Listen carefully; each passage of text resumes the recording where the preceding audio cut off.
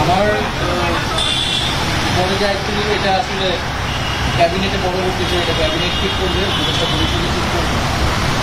আর আমি আমার জায়গা থেকে মনে করেছি আমার বাইরে প্রয়োজন, কারণ এখনও আমাদের গণঅভ্যুত্থানের আকাঙ্ক্ষা তো বাস্তবায়িত হয়নি। বিচার এবং সংস্কারের যে প্রতিশ্রুতি নিয়ে সরকার গঠিত হয়েছিল, ছাত্ররা এসেছিল, সেই প্রতিশ্রুতি পূরণে অন্য যে দুইজন রয়েছে তারা মনে করছে তাদের সরকারে এখনো দায়িত্ব রয়েছে, তারা এখন সরকারের থেকেই জনগণকে সার্ভ করবে।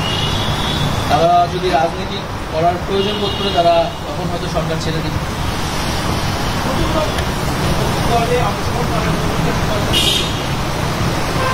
হ্যাঁ, নতুন যে রাজনৈতিক শক্তি এবং দল গঠন হচ্ছে, আমি সেখানে অংশগ্রহণ করতে আমার অভিপ্রায় আছে এবং জনগণের সাথে মিশে আবারও জনগণকে ঐক্যবদ্ধ করা এবং আমাদের যে গণঅভ্যুত্থান যে প্রতিশ্রুতি সেটা বাস্তবায়নে মাঠে থেকে কাজ করার লক্ষ্যে আমি সরকারকে পদক্ষেপ করছি।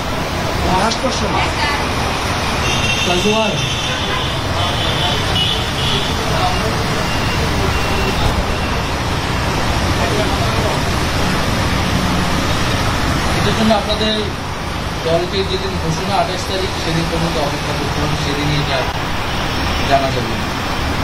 নারীদের মধ্যে থেকে একটা কোশ্চেন, নারী কেউ আপনি একটু জি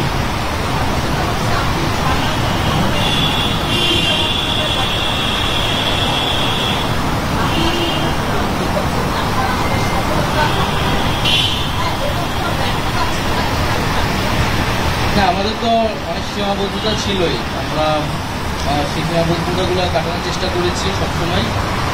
এবং এখানে সীমাবদ্ধতা ছিল, আমলাতান্ত্রিক জটিলতা ছিল। আমরা এসে এই ব্যুরোক্রেসিকে যেভাবে পেয়েছি, এখানে পুলিশ যে তার আত্মবিশ্বাসের ঘাটতি হয়েছে আন্দোলনের পরে, এবং একই সাথে এখানে জুলাই গণহত্যাকারীদের, জুলাইয়ের যারা গণহত্যাকারী তাদেরকে গ্রেফতারের বিষয়টা, বিচারের বিষয়টা, সেই বিষয়ে আমাদের কিছু সীমাবদ্ধতা থাকা সত্ত্বেও আমরা কাজ করেছি। আমি জনপ্রশাসন কমিটির একটা দায়িত্বে 2 সপ্তাহের মতো ছিলাম। 2 সপ্তাহ মিটিংয়ে আমরা সিদ্ধান্ত নিয়েছি যে যারা 18 সালের ডিসি ছিল এবং দুর্নীতির সাথে জড়িত ছিল তাদেরকে সরানোর ব্যবস্থা, এরকম কিছু উদ্যোগ আমরা নিয়েছি। এবং আমি আশা করব যে অন্তর্বর্তীকালীন সরকার সামনের দিনগুলোতে জনগণের যে আকাঙ্ক্ষা, গণঅভ্যুত্থানের যে আকাঙ্ক্ষা, সেই আকাঙ্ক্ষা বাস্তবায়নে তারা সচেষ্ট হবে এবং দেশের যে আইন শৃঙ্খলা পরিস্থিতি, সেই আইন শৃঙ্খলা পরিস্থিতি এবং দ্রব্যমূল্য নিরসনে তারা সফলতা দেখাতে পারবে। ধন্যবাদ।